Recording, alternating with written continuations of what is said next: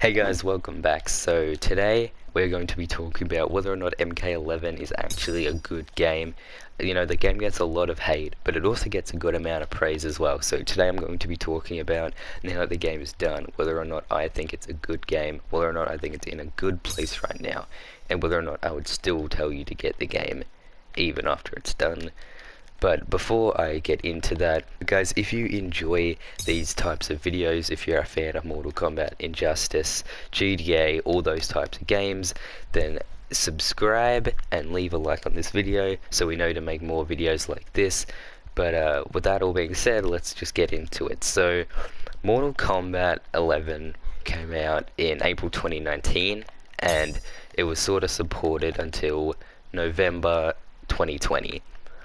Which I believe they said they'd support this game longer than any other game, which just simply isn't true, which definitely sucks.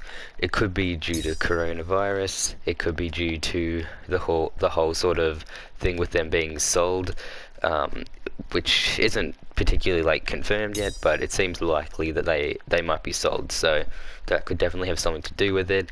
NetherRealm aren't very good with communicating. I'm happy that they told us the game's done, however it took them 8 months, which is just kind of fucked to me, but you know, it is what it is. But anyway, should you buy this game, even though it's finished? I think the answer is yes, and the reason I say that is because it's just a very fun game. You know, there's not a ton of people still playing it, so if you go online you're not going to get absolutely bodied, but there's enough people to sort of have fun, and it's definitely a game I would recommend for you and your friends to get, because it's probably not very expensive anymore, and you know, it's just a really fun experience. It's also pretty easy, so if you're new to fighting games and you want to start playing fighting games, this is the game I would recommend, because Mortal Kombat's fun, but it's also actually quite easy. You know, Mortal Kombat X and 9 aren't very, easy. MK9's alright, but MKX can be pretty difficult for beginners.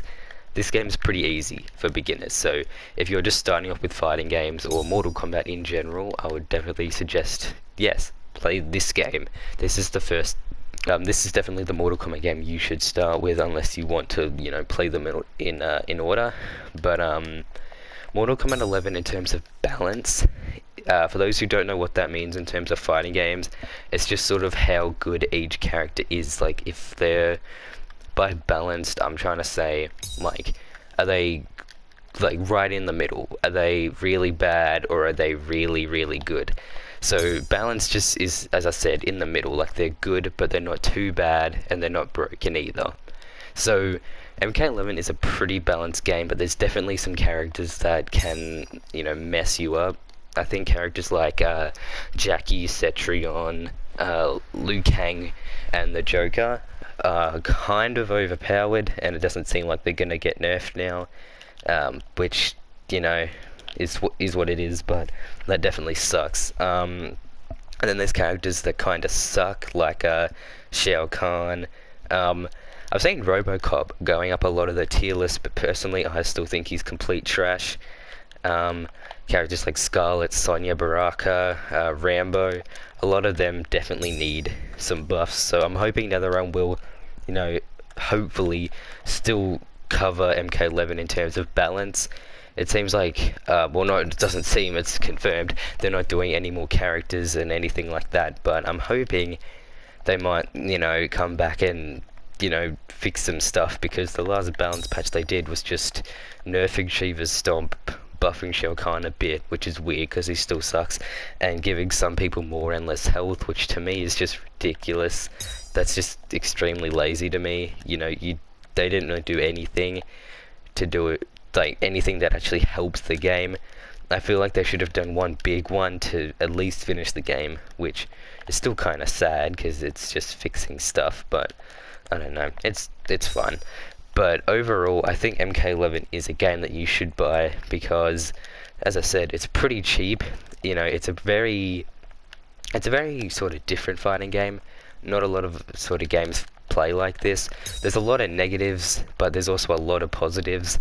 Like, the visuals of the game are great. The story mode Even though it's not great in terms of plot, it looks great. The voice acting in the game overall, not just in the story, in intro dialogues as well, is great. The customization is pretty good as well.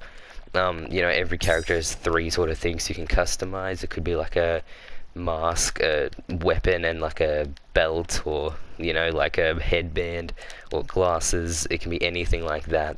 And this game has just a lot of range, and I think that it has a lot to sort of give. It has a lot for everyone, I think. And there's a lot of guest characters in here. Like if you're a DC fan, there's Joker. There's a lot of 80s characters like RoboCop, Terminator, Rambo, which is some odd choices, but I mean, it's alright. There's Spawn, which a lot of people have been asking for, and of course, there's sort of the classic characters that a lot of you guys will probably know, like you have Scorpion, Sub-Zero, Katana, Liu Kang, Johnny Cage. All those type of characters are in here, so I would 100% recommend you play this game because it's easy, it's probably cheap, and it's just fun. So this game doesn't take long to learn at all, so if you want to try a Mortal Kombat game, even though it's probably not the best time to do it because the game's finished, you can now start and then wait for the next game. So let us know whether or not you have Mortal Kombat 11 and whether or not you think it's a good game. Also let us know what you think the next NetherRealm game will be. Thank you guys for watching. Leave a like and subscribe, and we'll see you guys later. Bye.